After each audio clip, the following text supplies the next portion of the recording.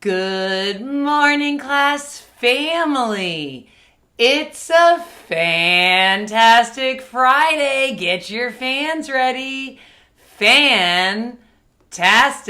Let's look at our message together. Show me that you're a team and a class family. Follow along with your eyes and listen with your ears. Use your finger to point. Ready? Start in the top right-hand corner with the date. April 11th, 2025. Dear class family, today is Friday. We will learn a lot at school. First, we will learn about letters and sounds. Next, we will do literacy centers. Then, we will review the letter W and apply phonics in context. After that, we will read a text and recognize informational text features. Last, we will write sentences. Love, Miss Joyner. All right, readers, we're going to look back and reread the message. Remember, that's what good readers do. They reread. They do this so their brain can understand the words on the page. Use your finger to point. Start in the top right-hand corner with the date. I noticed the month is spelled with the capital letter A, then P-R-I-L. What does that say? You're right, it does say April. If you knew that, great job. Notice the capital letter A to start. Good writers and mathematicians capitalize the first letter of each month of the year because it's special and important. They also capitalize the first letter of each day of the week. Okay, readers, we're going to continue to reread from top to bottom and left to right. April 11th, 2025. Dear class family, today is Friday. It is Friday. It's a fantastic Friday. We will learn a lot at school. Oh, that's true, class family, and we do that every single day. Working on being a portrait of a graduate.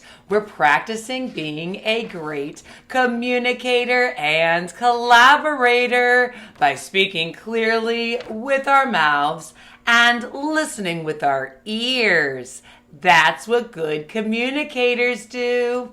And each day at school, we are learning how to be a strong listener.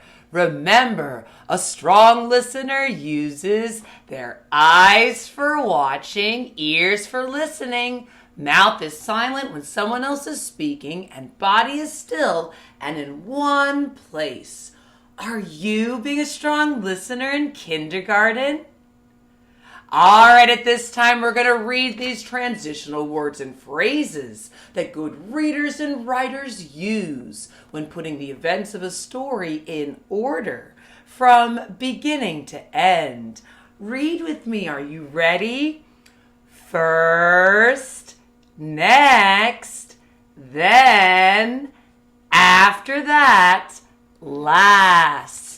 First, we will learn about letters and sounds. Okay, just like we do every single day of school, we'll use so many resources, including our alphabet chart. Shout out to Benchmark Advance. We'll be using many of your resources today at school, including this chart to help us to review letters, sounds, pictures to match that letter, and American Sign Language, starting with apple all the way down to zipper. We review all the letters and sounds each day at school to help us to become better readers and writers.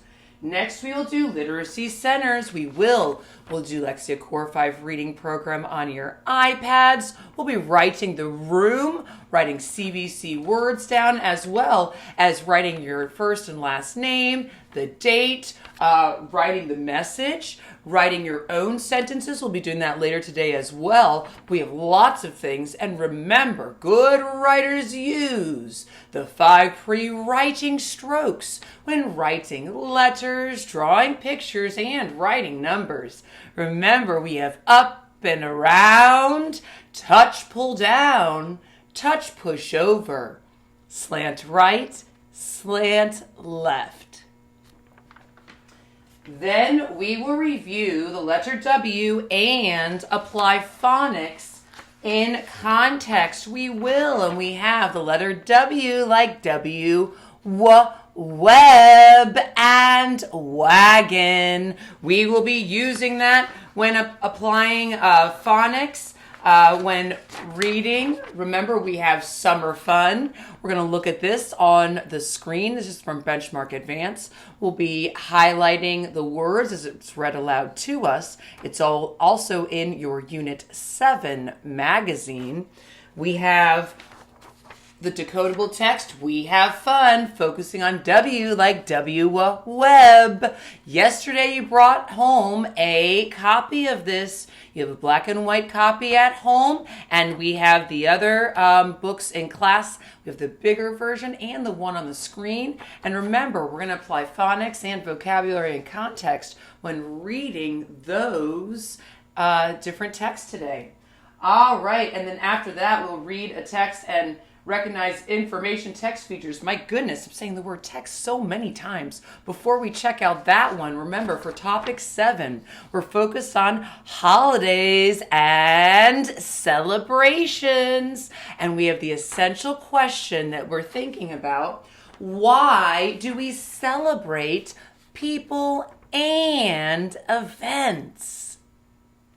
We will be using text features when rereading this text. Remember, we'll use the table of contents to find what page this is on, and it's called Let's Celebrate Thomas Edison.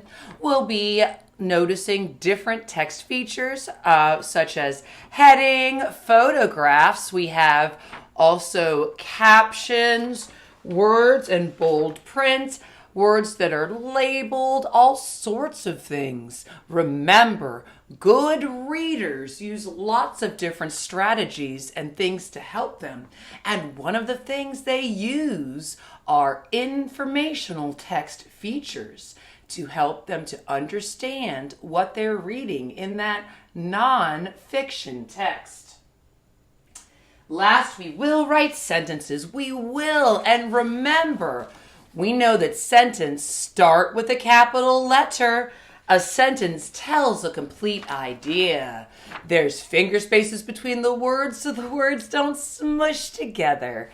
And a punctuation mark at the end. We'll be putting periods at the end of our telling sentences today. Before we read the question, let's review some of those punctuation marks that good writers use. Are you ready? Okay, say it in Skywrite.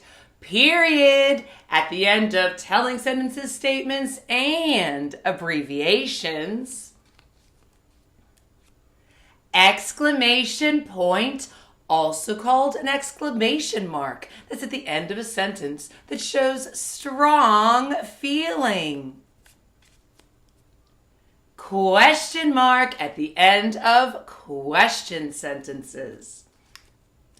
And comma. Good writers know where to use punctuation marks. A comma can be used after the number for the date, after the greeting, after transitional words and phrases, after closing such as love, from, sincerely, by, and when listing more than a few things. Good writers know where to use all sorts of punctuation marks within their writing. It's going to be a fantastic day. Get your fans ready.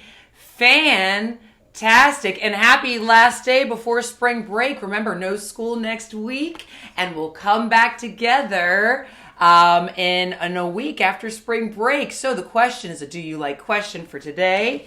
And the question is, do you like colorful eggs? Well, do you? Think about your answer and get ready to be a great communicator and share why. Do you like colorful eggs?